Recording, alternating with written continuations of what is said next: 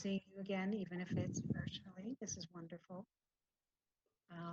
And I know you're not supposed to say this in the beginning of meetings, but I'm a little uncomfortable doing this sort of thing. I'm used to attending them, but not chairing virtual meetings. So feel free to give me a nudge anytime or some suggestions. Maybe we should set up a protocol, given that I can't necessarily see everyone. In terms of discussion, there is a chat box for those of you that are not familiar with WebEx. If you go to the bottom of the screen, there's a little bubble that if you hover over the bubble, it says chat. And if for some reason I'm not seeing you or hearing you, feel free to write something in the chat. I will do my best to keep my eye on it. Okay. And the process, yes? I was just going to say, just a technical footnote here. On the top of your screen where you're looking at the agenda package in the middle, there's a way to split your screen that the person who is speaking will actually appear front and center. So the last person who spoke, their image will show, and then you're basically talking face to face with them. Oh, okay. Oh, I think, let me just It's try. that little, it looks like a little wee sideways cheeseburger that you'll Awesome. see on there that you can actually change the orientation and how your screen looks. So Yes. Terrence, hello, Terrence. He just said something, so he was the last participant on my screen that it showed. So Okay, maybe I'll I give that a see. whirl. How would that be? I'll give that a try. And Pat filled me in with the council. I have actually watched some of the council when you've been doing it virtually, but I didn't really pay attention to motions and that sort of thing. But Pat had mentioned with council, what they do is that the mayor will say, Becky, will you pass a motion, and then someone else, and then I can nominate someone to second it? Or do you have a preference as to how you would like to do that? Anyone? if I might, I would think that that would be how the mayor has done it in the council meetings. He's actually gone through it. There's a few more people to go through, but he's gone through it alphabetically to say, would you move that motion? And then the second person, would you second that?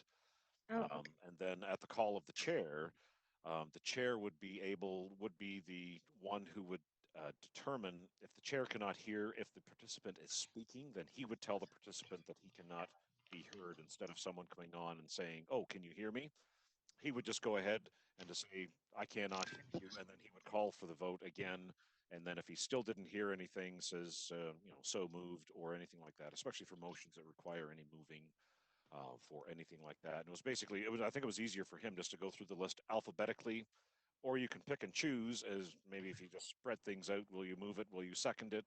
And then basically we'll have to go all in favor. And then because we don't have the e-scribe function up here for voting, if you just say, basically what he has done for a past couple motions, and please correct me if I'm wrong, Pat, about saying that, is there anyone opposed to this? And if no one is opposed, then that would default to being carried. Right. That's exactly what I suggested. Wonderful. Excellent. So That sounds good. I'll be quiet now. Thank you. No, don't be quiet. I appreciate that a lot. So, okay. And so Matt, I'll depend on you to help nudge me along with that. Then how would that be? So I think that would be the housekeeping. I would like to introduce Sarah Jamieson as our new, what's Sarah's appropriate title? Recording Recording secretary. secretary. She's been with the municipality for 11 years now, and so I'm really looking forward to having her join us. And thank you very much, Sarah. The library crowd's pretty rowdy, but I'll do my best to keep everyone in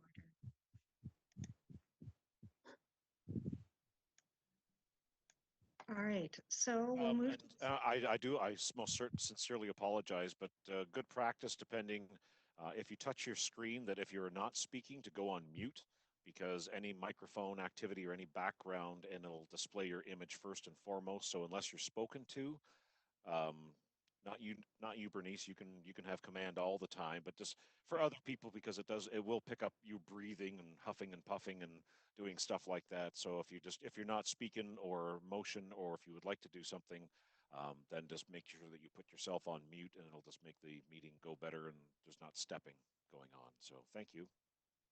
Excellent, good idea. Thank you very much for mentioning that, Matt.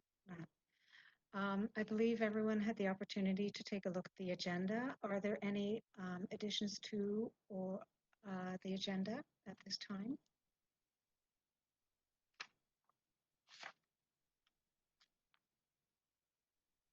If not, I would like to suggest, Becky, are you okay with doing the motion to approve the agenda? Yeah, I'll move that. And seconder, John, would you second the motion? I'll second that, yes. Excellent. And if there's any, everyone all in favor? I would assume so, unless, if you're not in favor, then say something. Otherwise, I'll assume people are in favor. How's that? Sounds good. All right. All in favor. So the third item on our agenda is declarations of pecuniary interest. Doesn't sound like it. In the package, you had the opportunity to take a look at the minutes from the previous meeting. Are there any changes, corrections, suggestions for that meeting?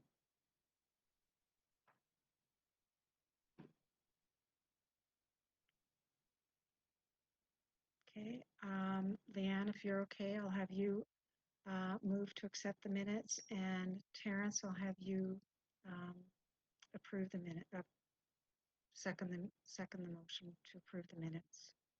That's fine by me. Excellent, thank you. And I'll assume all in favor unless someone indicates otherwise. Is there any business arising from the minutes? Item number 5 in our agenda.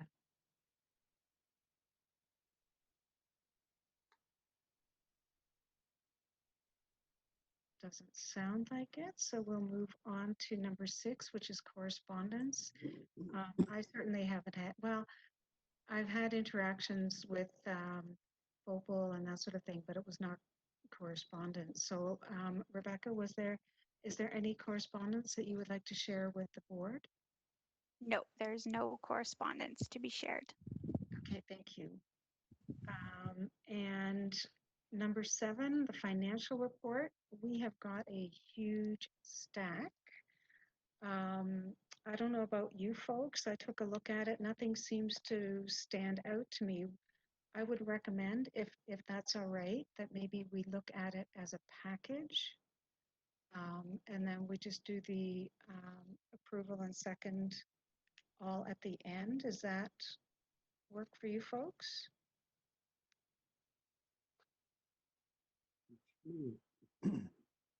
But I would like to, is there any comments or questions or observations from the accounts payable?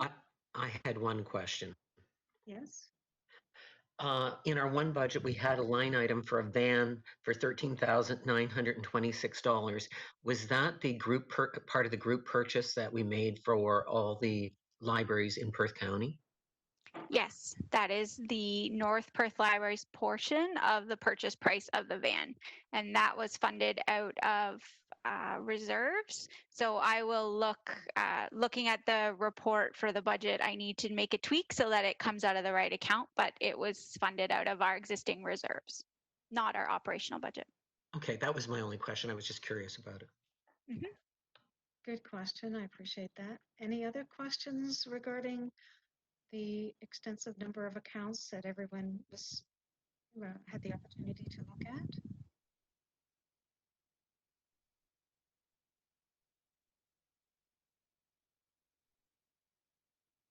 Just so you know, a teacher once told me that she was taught that you had to wait 9 seconds to give students an opportunity to respond. So because we're adults, I'm counting to 8, but I want to be sure people need time to respond, that they have that time to respond. So if there are no other questions or concerns, Shirley, would you move to have the accounts payable adopted?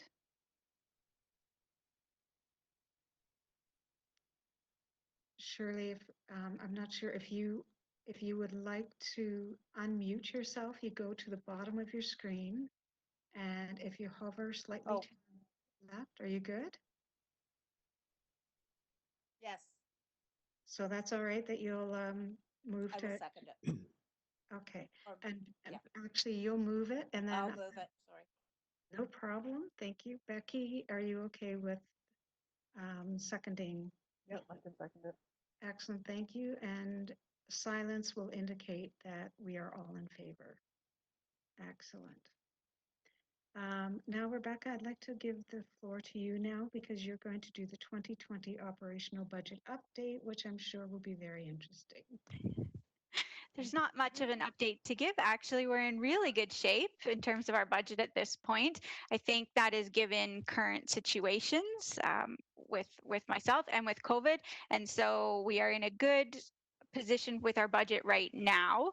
I will continue to monitor that because I do believe that COVID recovery, depending on how it goes, will have some impacts on our budget. Maybe not the bottom line at the end of the year, but how certain things are allocated or as certain lines become overspent, other lines will have to accommodate that. So, for example, things like glass partitions were not considered in the operational budget at the time of creation. So the cost of COVID recovery, things like extra staffing for cleaning and such, that will be something that I will just monitor how the budget is going and get back to the library board if anything needs to be tweaked or if there are any red flags. Otherwise, I'll just handle it operationally. There really aren't any other lines that are overspent or concerning. So I will just take any questions if you have any about the status of the budget. Overall, we're in good shape at this point. I have a question, Rebecca. John here. Is there any way to, and I know you would do this anyway, probably, but I just want to clarify, is there any way to separate the COVID expenses from the rest of the budget, or would you be inclined to keep a separate budget for those unusual expenses? I'm flagging them now as I pay them as a COVID expense in a separate spreadsheet that I keep so that I can indicate that. Our budget as it is now is not set up to track COVID, but I will definitely I'll make sure that I can report that as a separate cost to the library board throughout the year, the remainder of the year. Because for example, things like staffing will come out of the appropriate staffing line as payroll comes out and that kind of thing. So I don't think we can make separate operational accounts at this point. I can double check that, but at the very least will keep that separate so that I can track that. Good question, John. Mm-hmm. Leanne, you had a question? Yeah, I have a question. Welcome back, Rebecca. It's so great to see you back. We missed you.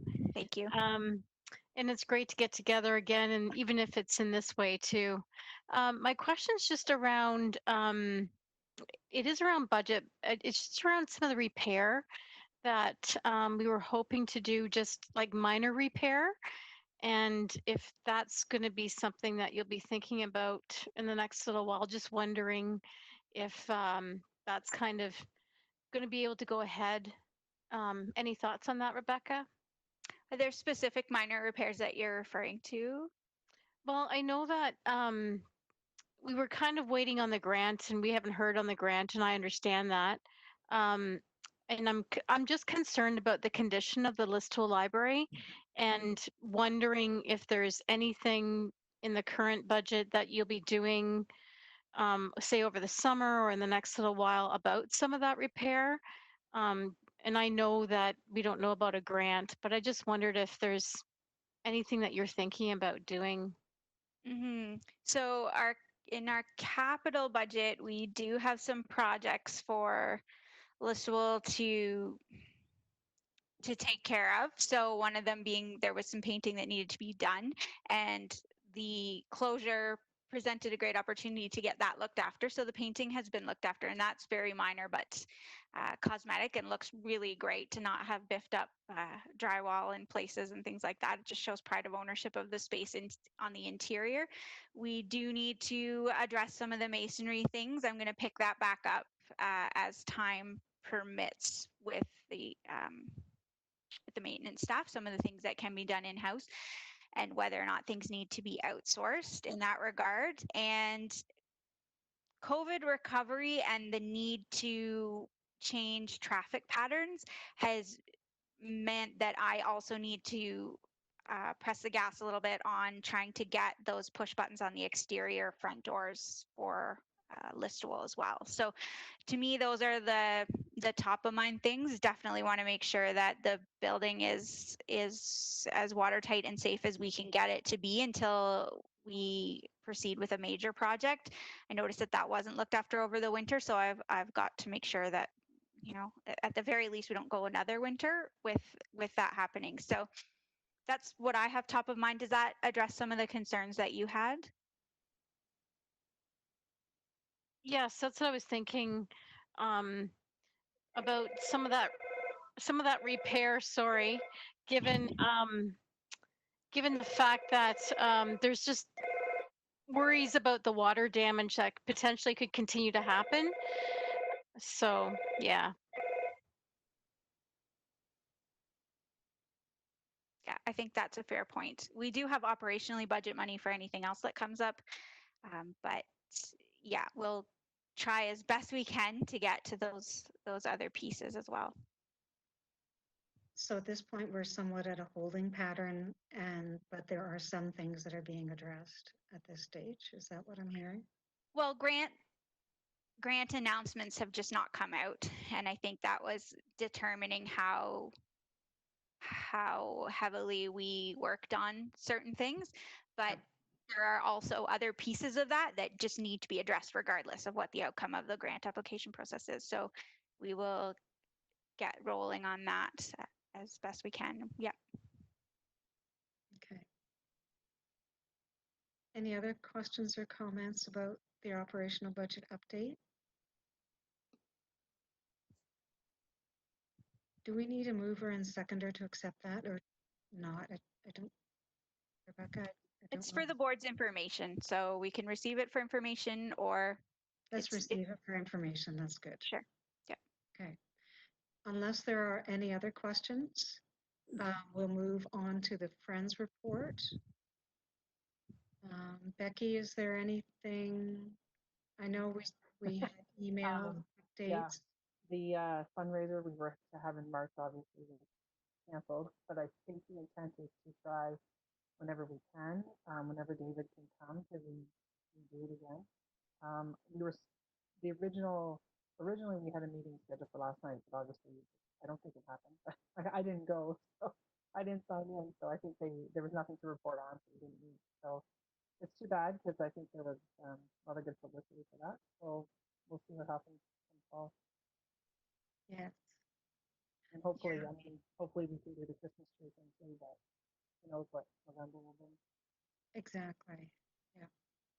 And thanks again, Terrence and Deborah, for initiating having a speaker. It's really exciting to have an event and to have the opportunity of a speaker of that caliber come here is phenomenal. And obviously the community was highly engaged in it. Actually, I heard that there was a call at the library like 2 or 3 days before the event asking if it was still going on, even though everything had been shut down. So there was obviously people that were really looking forward to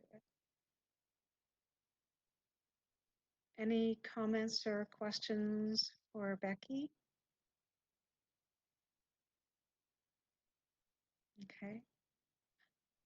We'll go to number 9, which is board development. I had given the climate that we are in now, I had talked to or had emailed Rebecca, even though our community is maybe not necessarily as racially diverse as some, I just thought it would be interesting for Rebecca. I just sent an email to Rebecca and she was great and came up with this document. I would highly recommend um, reading it if you've not had the opportunity, because this is something that's really important. Has always been important, but now that it's at the forefront, I think it's something that we have to be thoughtful, particularly in our community where gradually the composition of our community is changing. And the library, I really strongly feel, should be a leader when it comes to inclusivity and being open and receptive to all communities. Rebecca, I don't know if you would like to add anything there, given I'm sure you've been seeing things. Sure, I can add. So this is a statement that was released by the Federation of Ontario Public Libraries. We are a member of that federation, as are many many public libraries across Ontario. So I included it for your information and just consideration as we roll forward. I'll remind the library board that it is in our current strategic plan, a statement that says we will enable staff to welcome all. And so I myself am thinking that this year is a good time to think about about staff training and sourcing staff training in the topic of systemic racism and as another way to serve with inclusion and respect. So we can start with the list that FOPL provided as resources for our staff's understanding. I am very conscious of the difference between speaking with a community and speaking for a community. And so I really want to make sure that any training that we receive is from an appropriate source and is speaking with a community rather than choosing someone who is speaking for a community without considering their voice. So that is something that I am cognizant of always when it comes to any piece of training that we provide to our staff. And then just our collection is designed to be diverse and inclusive, but we do come across times when people feel that their experiences aren't reflected in our collection, and we are open to those suggestions. An example of that is turning to the True Colors support group to suggest collection content for the LGBTQ plus 2 community. So we try as best we can. So if there are groups that feel that we need to make some adjustments to our collection as well to be more inclusive, we are more than happy to do that as well. So that's how we approach at the moment. But the statement is saying, you know, systemically, public libraries can do better. So we will do our part to look into that as well. Great. I don't know if you are familiar with a book called The Queensbush Settlement. Just so folks know, there's actually about 15 minutes outside of Listowel in Glen Allen, there was a black settlement for quite a period of time. And they used to have like a celebration of the descendants of the farmers that used to be there would come, and there would be musical performances. I went to one a couple of years ago. So there are things in our history that I think would be really nice, would be good to maybe explore a bit more. So thanks for that update and the commentary. I appreciate that, Rebecca. Anyone else care to add to board development?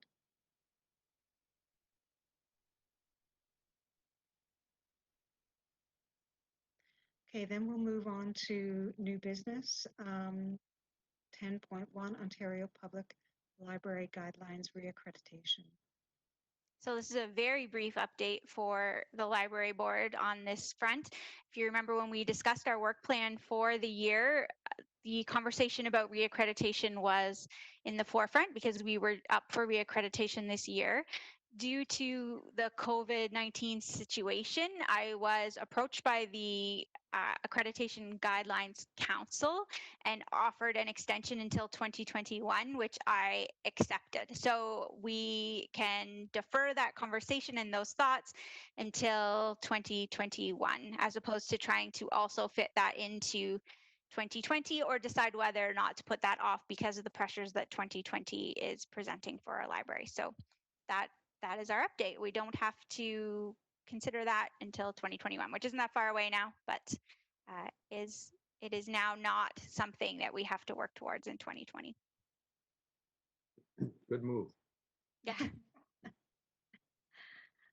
Okay, so I guess we'll go to item 10.2, unless there's any questions, which is COVID-19 operations update. I'm really looking forward to hearing this. So I provided this report in your package. It was one of the last things added to your package. So if you did not see it, it's because you were an early bird reviewing the package, and I apologize. So it is there now. It just provides for you an overview of what we have done until now. There's still much to come. But I'm just giving you an update so everyone is on the same page. We have been sharing as we go along, just provides a nice overview and a chance for the library board to ask me any questions that you may have. So you can choose to pop them into the chat if you want me to stop and talk about something, or feel free to speak up. I do have it written out, so I might end up reading it, and I apologize. So throughout this time, I have been participating in the Perth County Emergency Control Group meetings, just listening in, not necessarily participating, but I have been attending those groups, and the North Perth Emergency Operations Center meetings as well. Any policies and procedures that we have been using have been developed in consultation with North Perth HR, and that it's based on advice from the Huron Perth Public Health Unit, Public Health Ontario, some of the documents on their website, and the Southern Ontario Library Service documents. The Southern Ontario Library Service documents are much more, you might consider this as opposed to hard and fast rules for how to do things.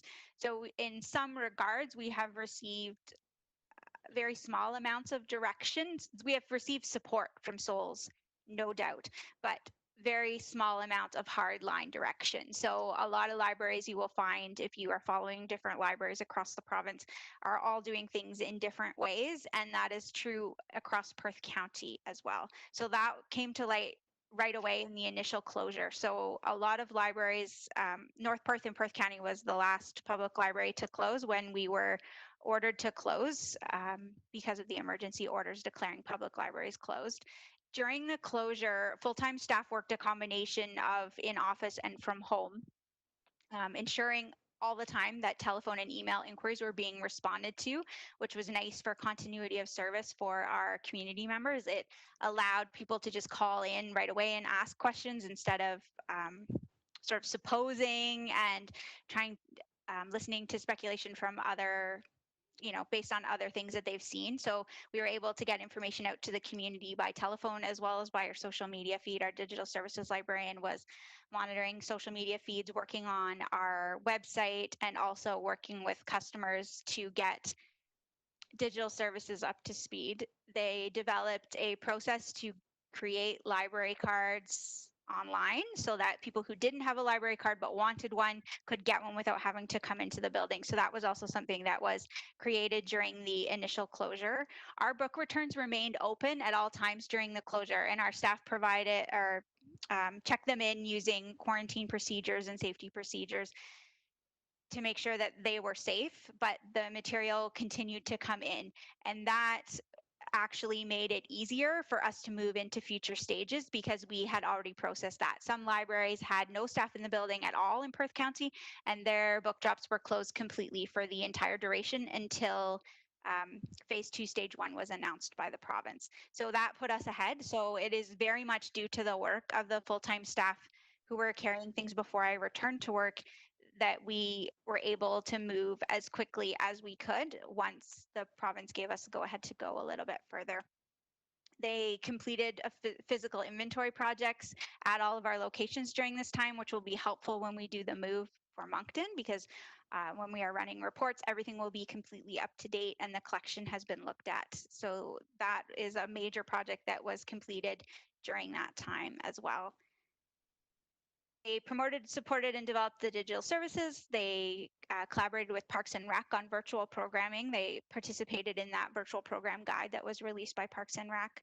They created digital story times, supported download library users. As I said, did the online registration and monitored social media and the website. In the past 30 days, 625 customers have used their card online. So that's pretty good, a pretty good uptake considering we're in pandemic and our doors are not open. So that was the initial closure. When we were permitted to introduce curbside services, it was necessary to move forward with that as Perth County because our back-end systems, Horizon, is so integrated and our collection is designed to be integrated. So it was not possible and also not financially feasible for the staff resources that the different libraries had available to them to try and separate out, for example, if North Perth went first, that would take a great deal of work on the part of staff at other libraries to make that happen. And so we decided that we needed to proceed as a team. And so there was a bit of a wait after the announcement was made. It was made on May 14th that we could begin curbside service. And in Perth County, we didn't begin curbside service until June 8th. And there were lots of factors for why that was the case. One of them being that some of the libraries didn't even have their book drops open at that time. So they had quite a lot of content to get back into their building. They also had to recall staff. North Perth had some staff that needed to be recalled to make curbside happen. Our courier service needed to be back up and running. All those things needed to be taken into account. So we did a staged approach where the book drops opened on May 25th. Ours was already open, but the other libraries needed to open up there, some of the other libraries, and complete the quarantine program or quarantine period and then get them shipped back to their home libraries. And then our catalog had been locked down to only digital content so that there wasn't any confusion during the closure period. So our catalog was opened back up and customers were allowed to place holds. They could do that beginning June 1st, and there were multiple ways that that could be done. So they could do that via BiblioCommons. We had an online form created, so they could fill out an online form with what they were looking for. They could call, or they could email, or they could contact us via social media. And so what we did was either specific items that people were looking for, or those people who were just like, I don't care, just give me 10 historical romance books as fast as you can get them to me kind of questions, right? So some readers advisory happened during that time as well. Reference services, just getting people connected with what they needed in various ways. Another thing that we did during this time was we were very intentional about developing some books that were popular or very easy to recommend to people that we had sort of in a stash so that when people called, we could say, oh, but you know what I have for you? Or, oh, guess what? I have a copy of the brand new John Grisham. I'm going to throw it in with your books as well, knowing the customer. And that was a way that the people who are only calling in would have access to something that's new, that's popular, without having to, because others will have the advantage of filtering through BiblioCommons and placing holds and queuing up for things that way. So we were intentional about curating a little collection for all of our locations that was easy to grab and easy wins, so that we could also provide some bonus items to people or quickly respond to some of those requests if we got swamped once these things started to happen. So we were intentional with how we built that part of the collection as well. And then curbside pickup began at all libraries in Perth County on June 8th, and that included our all three of our facilities. So we are providing curbside pickup in Listowel, Atwood, and Moncton to varying degrees of uptake, but it still is only a few weeks in. So we're finding that people actually are coming to Listowel for picking up a lot of things and do prefer to pick up in Listowel, but we are continuing to offer those hours at all locations for those who do not have the ability to travel, because we do have branches in those locations and we're going to serve them as such. So, for example, seniors, walkers, anyone who can't drive in to Listowel will be able to do a pickup at their home library. And process is the way we did it in North Perth was by appointment as opposed to just pick up during any time. And that was intentional on our part too, because we weren't really sure how much we actually needed, what the uptake will be. We could scale it based on what people wanted. And so if we scale up or down, we do not have to change our advertising to the public. So if we offer more hours at one of our locations for curbside pickup, just for ease of pickup, we do not have to change any communication with the public. So it works like the grocery store. You make an appointment and we bring your items out to you, but it sounds like the dentist's office. So we say, well, the next available appointment I have for you is here. How does that work for you? And that also allows us to customize it. If somebody says, well, no, like I can only come in the evening, then we are able to tweak as well. So we're using it as sort of market survey research when people call in, and that's working for us. We are unique in that the other libraries are just doing sort of mass pickup windows, but they have to advertise those to the public. So in order for us to spread the other libraries in Perth County, I should say, in order for us to spread our resources properly across our 3 locations, we had to take a different approach, and it is working for us, which is good. Does anyone have any questions just in general about how curbside works? I don't know that if you want the nitty gritty, but I'm certainly willing to give it if you are interested or concerned about safety or anything like that. How's the public adjusting to curbside only? How are they adjusting to the concept? They are happy to have access to resources. We do still need to stage in home deliveries. We were doing some home deliveries to shut-ins prior to the closure and prior to COVID, and that is another procedure that we need to add in yet. So once we can do that, we will have lots of happy customers across the board. Just happy to have the service back. We've had very positive interactions about it, and no demand for service beyond what we've offered, which is good. Okay. I just wanted to ask a question. You referenced digital. What was the uptake during the time that the library was closed with no curbside pickup? And also, what do you anticipate it's a crystal ball situation, but what do you anticipate possibly in the fall, depending on if schools are in or not, or is there collaboration with the school board, or where's that? Because we've always referenced the growth of our 4th library, the digital library, but what's your response? Mm-hmm. So in terms of uptake, I did the comparison for the mayor when I was speaking to the mayor about this, and I believe it was 27% over this time last year, an increase in digital circulation 20% over this time last year. So I mean, there's that. It wasn't a skyrocket. That's a significant amount of increase.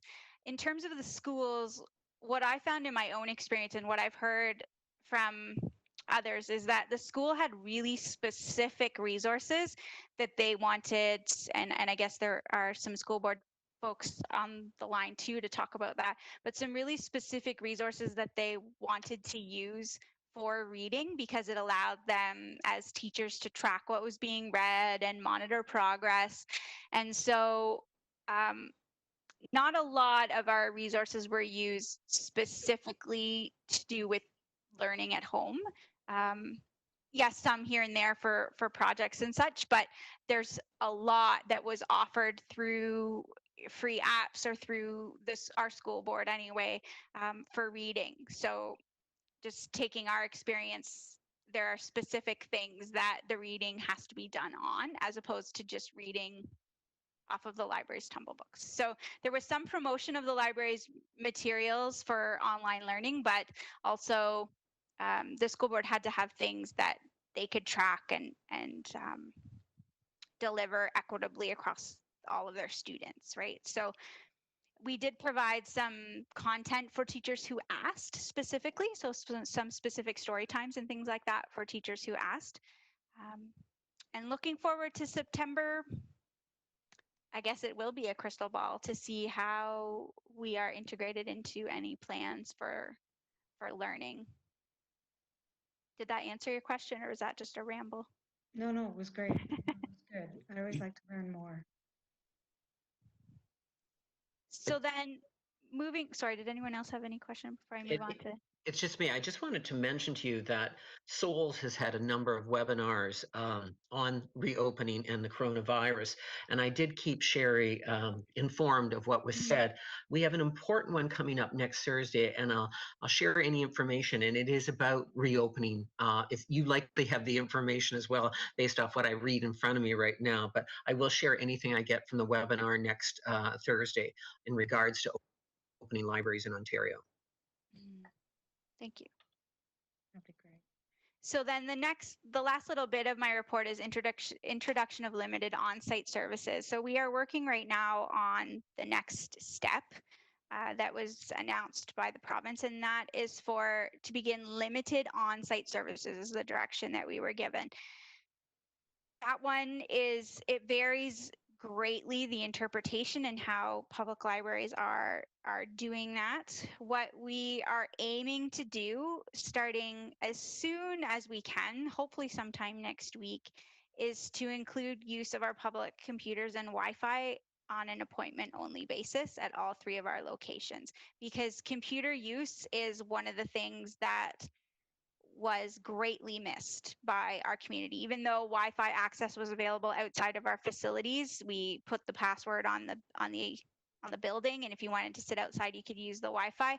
Our computers, especially in a time when people are applying for new government supports, our computers were missed. And so that was something that even if we weren't allowed to invite people into our building to do, we were trying to figure out how we could make happen as soon as possible. So we are going to proceed with that on a limited basis with a limited number of computers in all of our locations. In Atwood and Moncton, that will look like 1 computer and 1 Wi-Fi station. In Listowel, that will likely look like 3 computers and 2 Wi-Fi stations, or a combination, depending on what the need is on a per hour basis.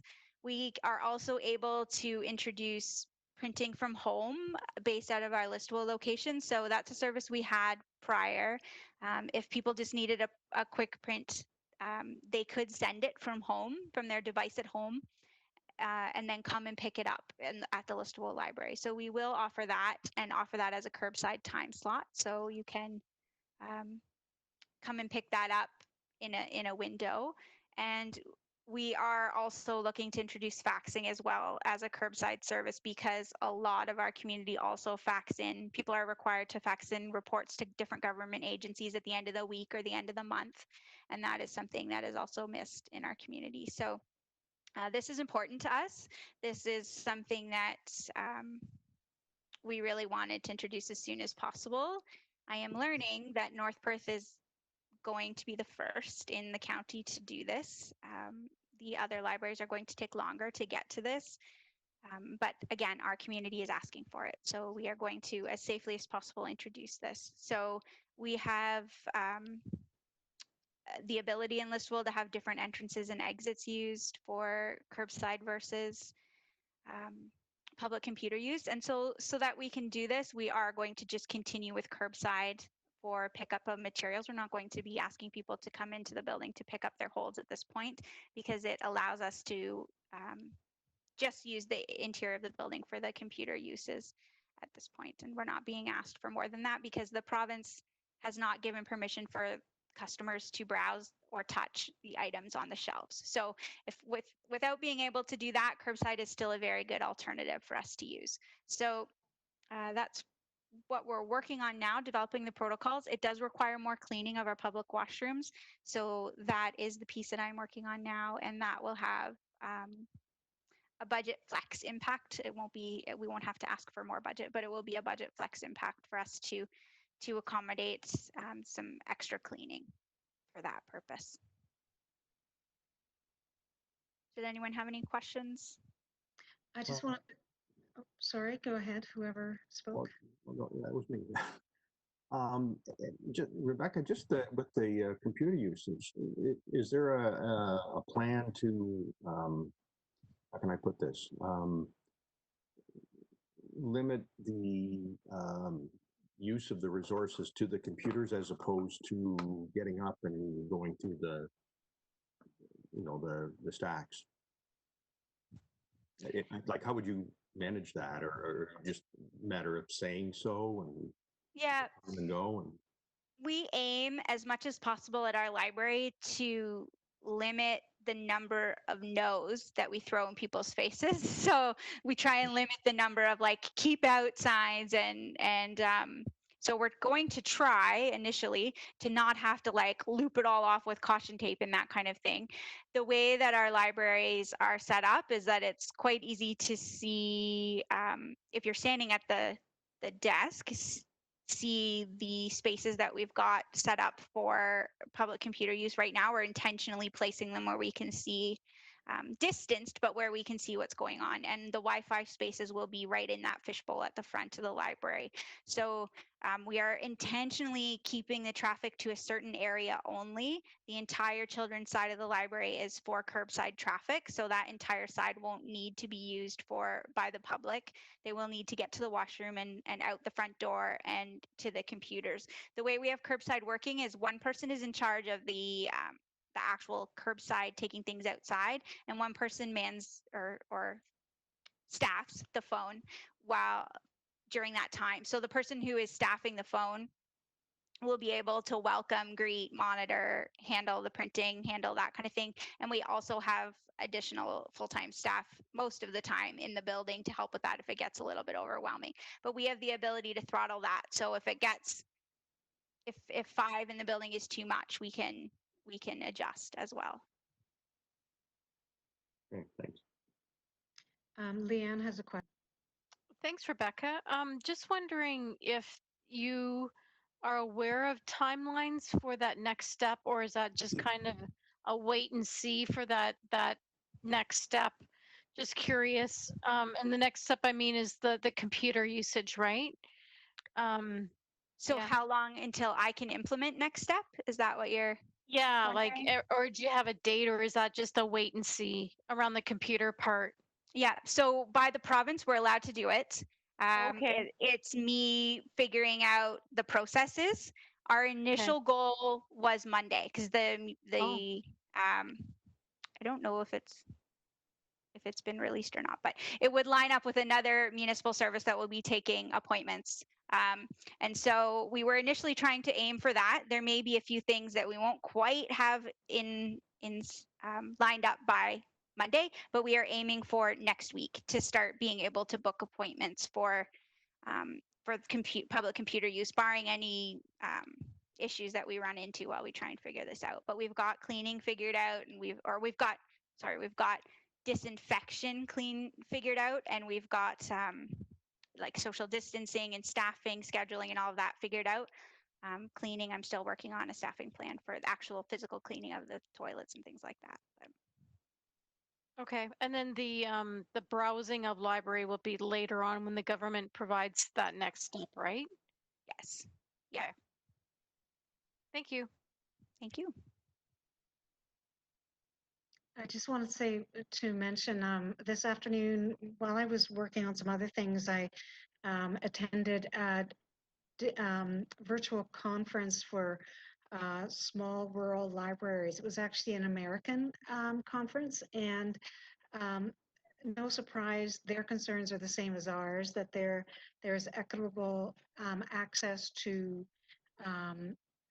digital services, and that they are really keen to support their clients that don't have their own computers or devices or whatever, that now more than ever these clients that are in need this opportunity. And Rebecca, I want to say thank you to you and your team that you're getting this moving so quickly, because there are so many people that are desperate, and that is their only avenue to be able to access whatever government supports or assistance in the community. So thank you for that. Thank you. And I'm also thinking that when like lots of families have had devices placed in their hands by their school board as well. And at the end of the school year, I'm concerned about what will happen to, like, there may be an additional wave of people who hadn't had access, who will need access to public internet and public computing as a result of those data plans possibly not being there for them over the summertime on those devices. Okay. Matt has a question. Matt, would you like to talk with Rebecca? Yes, and thank you through the chair, Bernice. I was just wondering, has there been consideration for the computer use that if it is by appointment only, to without trying to do a lot of segregation in the library, to putting it into a spot in the library where we have the front entrance, like in that front hallway, like it would take very little to move a printer and a computer to a separate library, because you do have a wall partition. Perhaps you've already thought of that, but instead of where they happen to be sitting right now, because that would be a lot of extra effort for staff if somebody does happen to want to go out and look around and they're not supposed to. Like, I'm just thinking of possibly moving the computer itself into an area that is a little more sanctioned, so to speak, just given the current limitations that we have on us. Yeah, we've tried to, for example, making sure we have those Wi-Fi stations, because people usually use the Wi-Fi back in the study carrels that overlook the parking lot. So we are not going to encourage that, so that is happening right up front and center in front of the library desk and the staff. And then we do have a fairly good staff presence at that desk because of curbside, that we feel at this point confident that by placing people at the computers closest, socially distanced, but closest to the library staff instead of back into the corners, that we should be okay. But we will move things if we have to. The other piece is that our staff know to be protecting themselves first and foremost. So like if somebody does browse through the stacks, then they'll like, they know they need to be washing their hands. They know they need to be. And so in some regards, they'll be able to protect themselves as well if somebody decides to kind of run their fingers down a row of books or that kind of thing. But we will pay attention and flag it as need be. We at this point don't anticipate it being an issue, because the people are just so interested in being on the computers that I don't think they're going to be wanting to just kind of wander around the rest of the space. But if it happens, then we'll deal with putting a bit more hard line signage and blocking areas off, because we can do that too.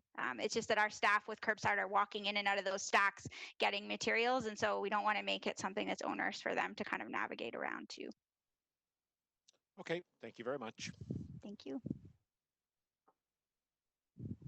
Is there consideration at this point, budget-wise, in terms of are the computers updated enough? Do you think that there's going to be a need for more computers? Because a lot of people are unemployed. They're going to be looking for work.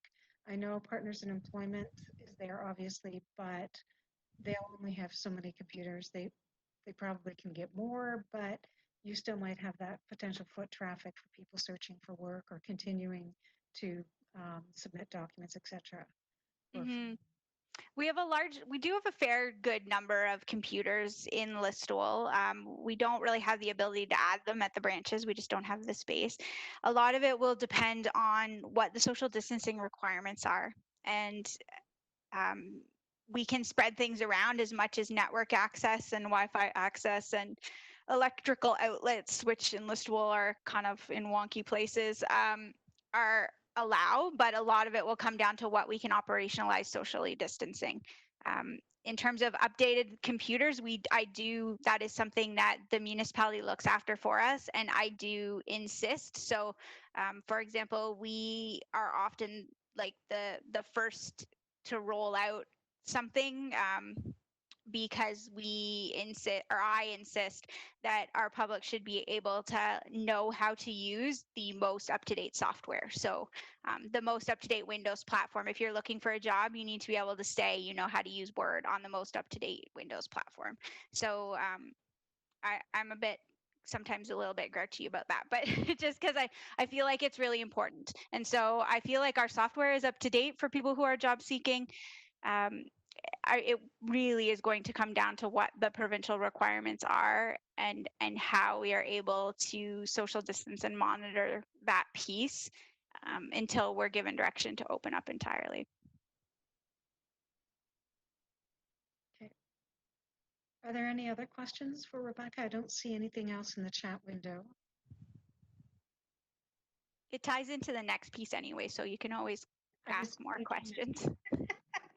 I was kind of like, oh dear, maybe I sort of moved on to 10.3. So No, Rebecca, it's okay. so if, yeah, feel free to go ahead with 10.3. Okay.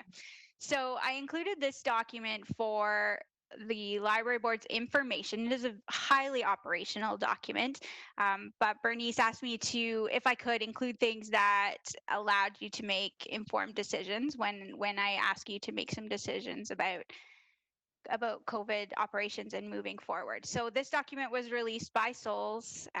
It links out to another document actually that's interesting from the Canadian Urban Libraries Council as well. So it's highly detailed. It's also not, it's a lot of suggestions. It's not hard and fast ways to do things. And at times, if you think you're going to have to do every single thing in the document, it's a little bit overwhelming. But I just wanted you to have that in your mind, be aware of the guidance that we've been given. In reality, a lot of COVID recovery will center around our ability to do what we've been authorized to do. Essentially, just our ability in the space. Authorization does not necessarily equate to ability in every single library that we have, right? So as each new stage is introduced, I just want to make the board and subsequently the public aware that it will really vary greatly based on what the province offers us as guidelines and what's possible in our spaces. So it is a complex decision, and we have to keep the safety of staff at our highest priority level. It has been an interesting switch for all of us. As library staff, we are born helpers. We have chosen to serve our community, and it has been a very interesting switch for us to think first about our safety or staff safety, because our instinct is just go. Okay, we're allowed to go help the customer now, so let's go, let's get curbside going. And so the staff have had to kind of like, oh wait, there's these safety things that we need to think about. So taking the safety of the staff as serious as possible is my first priority, because we have a responsibility to provide them with a safe workplace. So the municipal HR has been really helpful in that regard, and helping us kind of find the line between, but we just want to do this, but we have to be safe. So I'm grateful for municipal HR throughout this process. So the way I just wanted to explain my approach to the board, and this is the opportunity for the board to tell me if you would like me to approach it a little bit differently in terms of COVID recovery.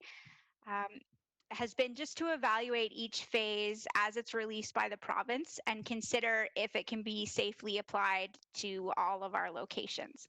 So if I think I can safely apply it to our locations and we have the budget to do it, then I have been implementing it as soon as possible in consultation with PCIN or the municipality. So for example, curbside, we could do that safely.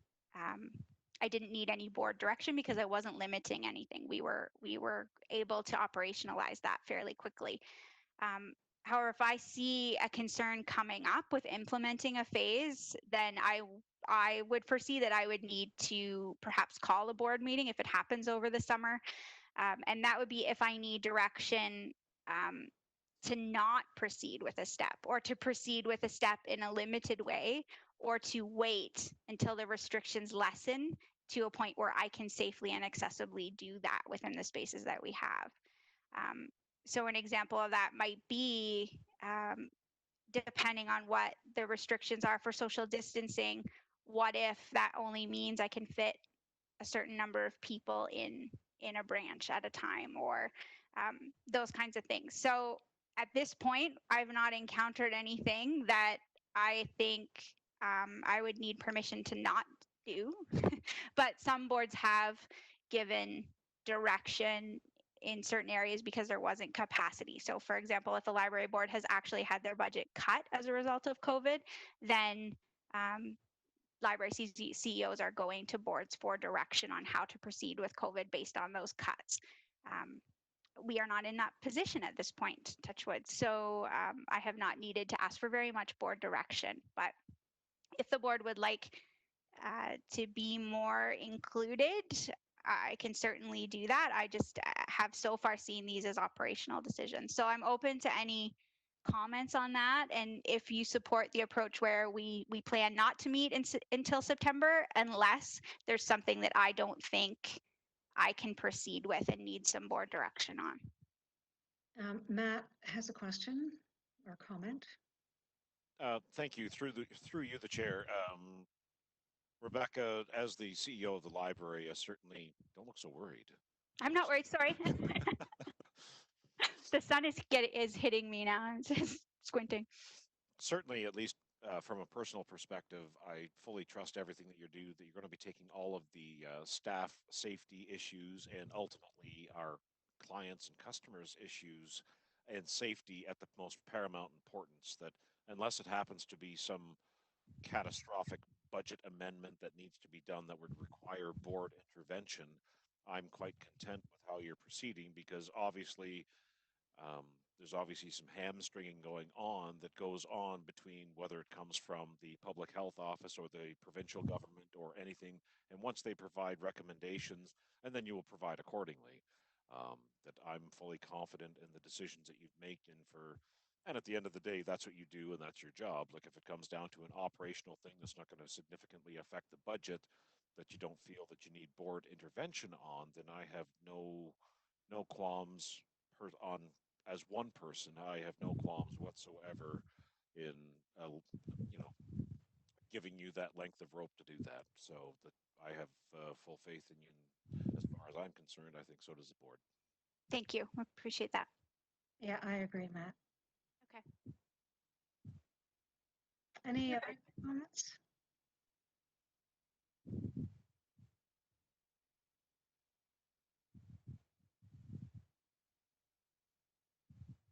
If not, I suggest that we move on to item number 11. And thank you very much, Rebecca.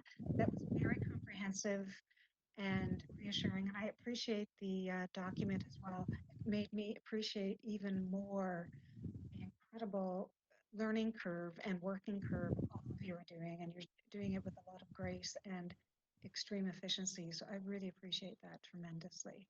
So thank you. I'll pass that on to the staff. Thank you. Yes, by all means, make sure to give the staff our appreciation and thanks for what they're doing, because everything's new and it's so hard to sometimes work under completely different circumstances. We'll move to item number 11, trends for discussion. I did not bring any additional trends, although it looks like Leanne has a comment. Correct. Leanne? Hi, thanks. Through you, Bernice, our chair.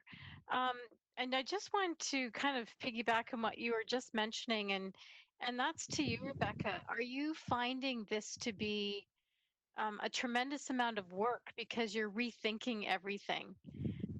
Just wondering, what the impact on staff is. That's all. Yeah, it's a good question. It's definitely, I think as we go, it's getting a bit easier. We now do not expect lead time on a decision. So we are just giving ourselves, and it's nice that the board has agreed to our approach. We're just giving ourselves the space to do as much as we can when we can. And I think what helps us is that we want to. We want to get back to serving the community. And so that makes it a lot easier for us to figure out how to operationalize it. I think it just is what it is, right? And so we're just being as transparent as possible with the public and and I am with the staff, just about that we're doing the best that we can. And the public is being very patient at this point too. So that helps as well. No one has ever done this before. And so in some regards that makes it a bit easier because people give us a bit of grace for that too. Yeah, I mean, everyone's kind of, all vendors are suddenly, our furniture vendor is suddenly a place where we can get plexiglass shields and signs for social distancing. And so the community in general, the library land community in general, is also changing to be a bit more supportive, not a bit more supportive, but to be supportive of this initiative, this piece of library's history, and being part of PCIN helps as well. So we feel well supported. It is challenging, it's brain bending, but we are motivated to make it happen. That's awesome. Are you able to work more at the branch, or are you still working from home? Just having the need to speak with staff, I guess. I'm just curious about that. I am working mostly from home, using WebEx a lot for face-to-face interaction. Our full-time staff are working partially from home as well. We are trying as much as possible to limit the number of people in the building, because we kind of end up you just kind of end up in each other's way. We have distanced people's workstations so that we aren't crossing paths, as much as possible aren't crossing paths. But we are also still doing our part to try and keep out of the workplace as much as possible. And in this next stage, that will also allow us to have more computer users in the building, right? The fewer staff that we have in the building, the more computer users we can bring in as well. So we're balancing that. And yeah, I'm still mostly working from home, but leaving for example, Moncton site visits, for anything that they need me for specifically in the locations, then I just leave for those meetings. Okay, thank you. Well, again, just to echo what everyone else is saying, I commiserate with you, because I know what it's like. There's no rule book, there's no instruction book for COVID-19, and so I liked your description of how it can be brain bending at times, and I totally appreciate that. So thank you for all your effort around that, because it's a lot to think about, right? To keep everybody safe, and and at the same time being very excited about moving on to the next steps. So thank you. Thank you.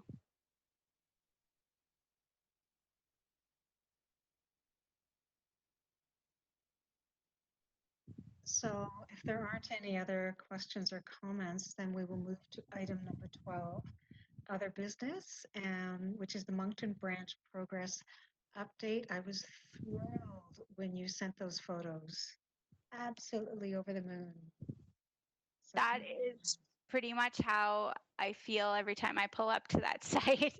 Over the moon for what that means for the work that the library board has done over the last like decade, and just it is such a great space. I'm so grateful for the opportunity to be a part of creating it. The walls are up, the drywall's being installed. We're picking paint because paint's going on. The facility looks great. The library portion is going according to plan. I did a walkthrough. The electrical is exactly where I asked for it to be. The data drops are exactly where they need to be. The space it's just going to be such an inspiring space to look out onto the green, to be part of a thriving facility that is bustling with energy will be amazing for us as well. I'm currently picking out furnishings. They are being selected to reflect that environment that we're in, the trees, the green of the trees outside, the childcare center next door, the finishes that childcare are trendy with childcare centers right now, and that kind of thing. So I'm working closely with Pat, with the staff at the Alma Logan Rec Complex. They've been amazing as well. So it's just, I can't wait. And it looks like it's going to be ready for us on time. So hopefully, really the only thing that might hold up the library side is if some furnishings are delayed because of production, because of COVID. But so far things are looking good. So I can't wait. I can't wait to share it. And it's just so positive. It's such a positive thing to be a part of.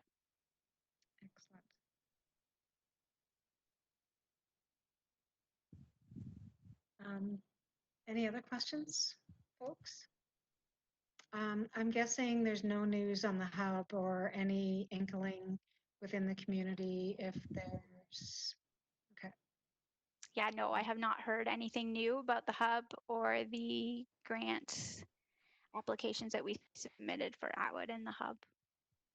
Okay, yeah, I'm sure that's going to take a while before anything comes up. Hmm. And with going back to Moncton, sorry, are you anticipating that there will be an opening and that sort of thing in September? And what are the thoughts, process in that department? Because I want to be there. Yeah, well, we are hopeful that we will be able to have a group of people standing beside each other come September to do a grand opening of some sort. And yes, definitely, we are planning to celebrate when that facility opens to the public. Excellent. That sounds great. Any other comments, questions? Oh, I had a question. Can you hear me? Yes, Yeah, John. okay. Yeah, Rebecca, with regard to the furnishings in Moncton, is there any, is there a need to incorporate anything as a result of COVID in the design, or maybe not the design, but like I'm thinking screens for the front desk? Have you factored anything to do with that into your selections? I have, yes. In some way regards, even just holding off on certain things, the way I prioritize purchases, in a different time, I maybe would have prioritized even just like the things the kids are going to play with in the kids area as something to purchase. That, I don't know when we're going to be able to put out toys for kids to play with. And so those kinds of things for sure. I have also adjusted the furnishing plan. There was a plan that was proposed to us initially and that we used for budget purposes that had much more like kind of group seating, and I have just altered that to be flexible, so we can take away or add components to it as necessary. But if we have to have, like a chair 2 meters away from a chair, 2 meters away from a chair, I can do that as well. Whereas with the initial plan, that's not something that I could do with some of the furnishings. And then the desk, I have ordered our desk, but it is just, we are able to set a screen on top of it if we need to use it or want to use it. It is not designed to be a fortress, because prior to COVID, library service was very much going away from the concept of the service desk being a fortress and putting up all of these glass barriers, and closed stacks. Like, how it's been like a century since we've had closed stacks, and here we are having closed stacks in public libraries right now. So it's been a struggle. To some of it, it's almost denial, right? Like, I don't want to go there, so I'll go there when I'm forced to. But I'm hopeful that there will be some things that we will not have to continue to have forever, and if we do, the space will flex to accommodate that. Yeah. Okay, that's great. Great. Thank you. Thank you. Any other comments or questions? Rebecca, my apologies. I was remiss. I am so glad that you're back. I know all of us are delighted. And you certainly hit the ground running. What an amazing meeting and a lot of information. Thank you so much. We're delighted to have you back, and the information that you've, it makes me tired just seeing the list of all the things that you've accomplished. Oh, and sorry, I just noticed on the chat that Matt actually would like some input. Matt? Well, not really input, but thank you through the chair. I just also wanted to say that it's good to have you back, Rebecca.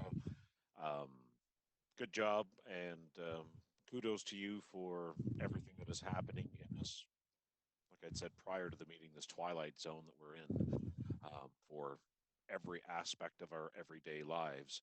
And Bernice, you did a bang-up job for first virtual meeting for the library board. Kudos to you as well, like stellar. So I think it's great. I just wanted to say congrats. It was great to see everyone again. And then we'll see what happens, what the next format lies for the next library board meeting. Mm-hmm. So we'll leave it at, Rebecca, we'll leave it in your capable hands. If you need anything from us, feel free to give us a call and we can arrange a meeting or whatever you feel would be necessary. My understanding is that we will have our quota of meetings in, so that is not necessary to meet over the summer anyway. So we will adjourn with the plans at this point that our next meeting will be Tuesday, September 8 at 7 p.m. with the location and the format to be determined. So at this point, as a mover, Becky, would you move to adjourn the meeting, and I'll have John second the meeting, move I'll move that. motion. I'm fine. Excellent. Thank you, everyone. Let me tell you, it was nice to talk to someone I was not related to. So thank you, everyone, and we will see you in September. Thanks, Bernice. Thank you, Bernice. Okay. Safe and be well, everyone. Yes. Thank you.